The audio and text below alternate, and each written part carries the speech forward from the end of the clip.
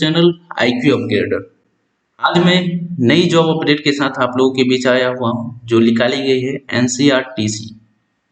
ये जो एक रेलवे का ही डिपार्टमेंट के थ्रू यह जॉब निकाली जाती है जो कि national capital region transport corporation है। ये एक ज्वाइंट वेंचर है गवर्नमेंट ऑफ इंडिया और पार्टिसिपेटिंग स्टेट यूनिवर्सिटी की। यह वैकेंसी डेट जो है 19 सितंबर के डेट में निकाली गई है, जिसमें इसकी स्टार्टिंग डेट जो है रजिस्ट्रेशन करने की 15 सितंबर से 10 बजे से आप लोग कर सकते हैं। साथ ही साथ इसकी क्लोजिंग डेट 30 सितंबर रखी गई है। यहाँ से अगर आप मान लें तो सिर्फ 15 दिन का टाइम आप लोग को दिया गया है, इसलिए इसे मिस न करें। जब आया तभी तुरंत उसको भर लें। इसके टेंटेटिव डेट ऑफ एग्जामिनेशन की बात करें तो अक्टूबर लास्ट या फिर नवंबर के फर्स्ट वीक में आपको लिया जाएगा। चलिए इसके सभी वैकेंसी डिटेल को अब हम लोग देखते हैं बारी बारी से।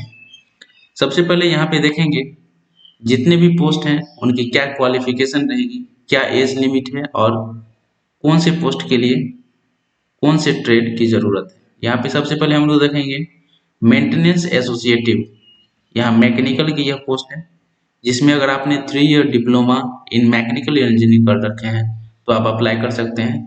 यहाँ पे टोटल नंबर ऑफ पोस्ट सिर्फ 2 हैं। इसमें अगर आपने बीई बीटेक भी कर रखा है तो भी आप अप्लाई कर सकते हैं। जितने भी डिप्लोमा से रिलेटेड पोस्ट हैं उसमें अगर आपने डिग्री भी कर रखा है बीई बीटेक तो आप उसके लिए अप्लाई कर सकते हैं। यहाँ पे हम लोग देखेंगे मेंटेनेंस एसोसिएटिव इलेक्ट्रिकल की। यहाँ अच्छी खासी वैकेंसी निकाली गई है इलेक्ट्रिकल डिपार्टमेंट के लिए। टोटल 36 वैकेंसी है, जिसमें आपने इलेक्ट्रिकल ट्रेड में डिप्लोमा या बीटेक कर रखे हैं तो आप अप्लाई कर सकते हैं। उसी तरह मेंटेनेंस एसोसिएटिव इलेक्ट्रॉनिक्स की है 22 वैकेंसी। उसी तरह मेंटेनेंस एसोसिएटिव सिविल की है 2 वैकेंसी। और भी डिटेल पोस्ट जो है प्रोग्रामिंग एसोसिएट की यहाँ पर पे 4 पोस्ट है, जिसके लिए अगर आपने CS computer science BSc BC BSc IT कर रखा है तो आप अप्लाई कर सकते हैं। इसके बाद टेक्नीशियन इलेक्ट्रीशियन, इसके लिए अगर आपने आईटीआई रेलिवेंट ट्रेड से कर रखा है इलेक्ट्रीशियन से। इसका टेक्नीशियन इलेक्ट्रॉनिक्स मैकेनिक्स, तो इसमें भी अगर आपने रेलिवेंट ट्रेड से आईटीआई कर रखा है तो अप्लाई कर सकते हैं। इसके बाद टेक्नीशियन कंडीशनिंग रेफ्रिजरेटर, इसका टेक्नीशियन फीटर, इस बार टेक्नीशियन वेल्डर अगर आपने सर्टिफिकेट कर रखा है वेल्डर और इक्विवेलेंट में तो आप जरूर इसे अप्लाई करें। और लास्ट नंबर पे आप 11 नंबर पे देख रहे होंगे स्टेशन कंट्रोलर, ट्रेन ऑपरेटर और ट्रैफिक कंट्रोलर। इसकी टोटल नंबर ऑफ सीट जो है सबसे ज्यादा 67 निकाली गई है, जिसे अप्लाई करने के लिए आपने 3 year diploma in electrical electronics और इक्विवेलेंट है तो आप अप्लाई कर सकते हैं। साथ ही साथ अगर आपने बीएससी कर रखा है फिजिक्स केमिस्ट्री मैथ में तो भी आप अप्लाई कर सकते हैं। यहाँ पे एक स्पेशल नोट्स आप लोग यहाँ पे देख लेंगे। जितने भी पोस्ट नंबर 1 to 5 है एंड 11 नंबर पोस्ट है, the candidate should holding the higher qualification in similar discipline में आल्सो अप्लाई। यहाँ से आप लोग देख रहे हैं हायर क्वालिफिकेशन मतलब अगर आपने डिप्लोमा की जगह बीई बीटेक रिलेवेंट ट्रेड में कर रखा है तो भी आप अप्लाई कर सकते हैं। सेकेंड नंबर में आप लोग देख रहे होंगे serial number 6 to 10, the candidate must have the ITI qualification without which higher qualification will not be considered. इसके लिए माइनॉरिटी रखा गया है जो आपने आईटीआई जरूर कर रखा हो। As relaxation as per norms जो है गवर्नमेंट की वही है 5 year for the ST SC, 3 year for the OBC.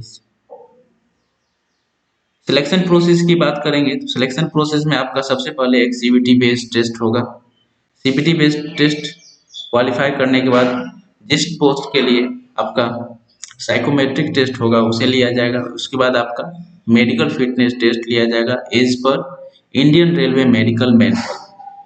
तो इसीलिए आप लोग फॉर्म अप्लाई करने से पहले एक बार इंडियन रेलवे का मेडिकल मैनुअल को एक बार जरूर देख लें, जो आपने जिस पोस्ट के लिए अप्लाई किए उसमें आप मेडिकली फिट आ रहे हैं नहीं। इसके बाद आपका जैसे ही सिलेक्शन होता है तो सबसे पहले आपको 2 ईयर के जो है minimum period of the to serve the corporation, 2 year के लिए आपको प्रोबेशन पीरियड पे रखा जाएगा, जिसमें आपको 1,50,000 का बॉन्ड देना पड़ेगा सीरियल नंबर 1 से 5 तक जितने पोस्ट हैं, साथ ही साथ 11 नंबर के पोस्ट के लिए। इसका सीरियल नंबर 6 to 10 के लिए जो है आपका जितने भी पोस्ट हैं उस पे आपको 1 लाख का टोटल बॉन्ड अमाउंट जमा करना पड़ेगा। ये बॉन्ड अमाउंट उस केस में लिया जाता है अगर आपने बीच में कोई भी जॉब को देख के अलग शिफ्ट करना चाह रहे हैं या इस जॉब को रिजिग्नेशन देना चाहते हैं तो उस केस में आपसे ये बॉन्ड लिया जाएगा।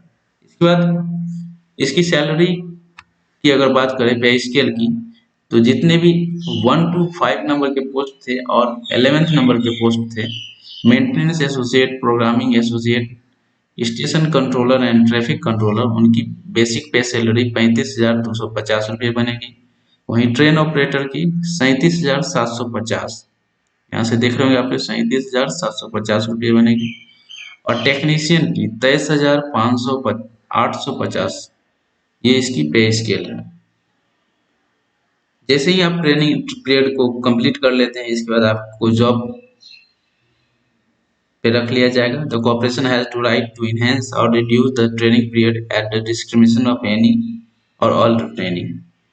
इसकी फी पेमेंट की एप्लीकेशन फी की बात करें तो ओबीसी, ईडब्ल्यूएस, यूआर कैंडिडेट जिन्हें उन्हें 500 रुपये फी देने पड़ेंगे exclusive of the transaction processing charge plus GST.